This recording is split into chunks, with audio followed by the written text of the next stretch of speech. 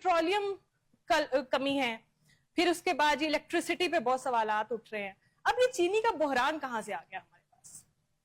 बिस्मिल्लाहिर्रहमानिर्रहीम. बहुत शुक्रिया सना, आपने मुझे इनवाइट किया. सना देखें, इस वक्त हम IMF के प्रोग्राम में हैं और हमारी हाथ बहुत हद तक बंधे हुए हैं.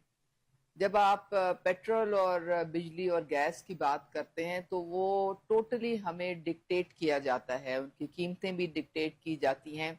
हत्ता कि जो भी हमने थोड़ी बहुत हम सब्सिडी देते हैं अपने कमज़ोर तबके को, IMF जो है उसको वो हरगिज़ इस बात की वो जो ना समझ आती है ना उसको पसंद आता है. आपको याद है जब मरियम नवाज साहिबा ने 2 महीने में एक यूनिट पे 14 रुपए रिलीफ दिया था पंजाब के लोगों को, तो IMF ने बहुत उस पर एतराज किया था. तो इसलिए जो पेट्रोल, एक तो इंटरनेशनल मार्केट में जो कीमतें का उतार चढ़ाव है वो डायरेक्टली उसका असर हम पे भी होता है, लेकिन हुकूमत जो है हमेशा कोशिश करती है कि कम से कम बर्डन या कम से कम जो उसका बोझ है वो अवाम के ऊपर पड़े. लेकिन आपको पता है कि हमारा टैक्स का निज़ाम ऐसा है, जो कि अब हम बहुत कोशिश कर रहे हैं दुरुस्तगी की, कि जो लेवी टैक्स होता है पेट्रोल का, उसमें गरीब और अमीर जो है वो जब माचिस की डब्बी खरीदते हैं तो वो बराबर का टैक्स देते हैं, जो कि बिल्कुल एक सही बात नहीं है. जो हमारा अशराफिया है, जो हमारे डायरेक्ट टैक्सेस हैं, उनको ब्रॉड बेस करना पड़ेगा और इनडायरेक्ट टैक्सेस को हमें कम करना पड़ेगा. तो ये सारे मुहर्रकात हैं जिनकी वजह से आपको इस तरह से उतार चढ़ाव नजर. और हुकूमत ने, आपने देखें पेट्रोल में कम से कम पीछे अगर 2-3 साल पे आप नजर दौड़ाएं तो 4-5 दफा तो कीमत कम की है. जब भी हमें थोड़ी सी भी गुंजाइश मिलती है तो वो रिलीफ हम अवाम को पहुंचाते हैं. आपने शुगर की बात की.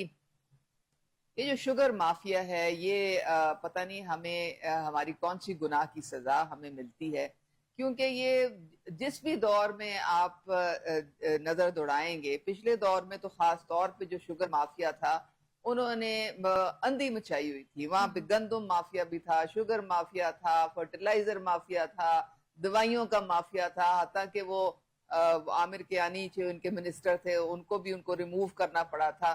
तो ये जो माफिया और इस तरह के जो बड़े बड़े जो सरमायाकार, इनको पता नहीं क्या हवस होती है मुनाफाखोरी की और होर्डिंग की, कि आम इंसान के लिए ये जिंदगी दुश्वार कर देते हैं. तो ये जो चीनी का भी जो उतार चढ़ाव है, हुकूमत की तमाम तर कोशिशों के बावजूद ये इसकी वजह से ये इस तरह से आपको कीमत कभी बढ़ती हुई और फिर डंडा जब पड़ता है और हुकूमत फिर उसको जबरदस्ती नीचे भी करती है.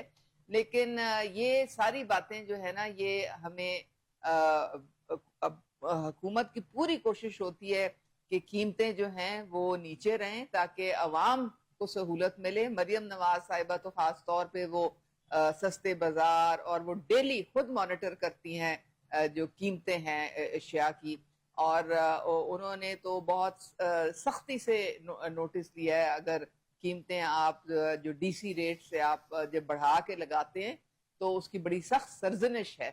तो ये चीजें अब आहिस्ता आहिस्ता इंशाल्लाह ताला कंट्रोल में आएंगी. नहीं मैम, आप मतलब ये कह रही है कि हम नशिस्तें बदलते जाएंगे और हमारे मामलात वहीं पर रहेंगे? मतलब चीनी कैसी, आपका इन्फ्लेशन रेट जो है 38% से अब सिंगल डिजिट में, ये जरूर आप इसका क्रेडिट कम से कम हुकूमत को दें. नहीं, हुकूमत बहुत सारे क्रेडिट्स ले भी रही है, मगर ये आहिस्ता आहिस्ता इसके समरात जो है वो जाहिर है अवाम तक पहुंचेंगे. अब इन्फ्लेशन जो है वो बहुत कम हो चुकी है पहले के बनिस्बत, लेकिन अब मैं ये नहीं कहती हूँ कि बिल्कुल महंगाई खत्म हो गई है, लेकिन पहले की निस्बत बहुत इसको कंट्रोल कर लिया गया है. यानी हम चीनी वाले माफिया से इसी तरह ब्लैक मेल होते रहे और मामला शायद कभी जाके सिचुएशन में अपने उसमें आए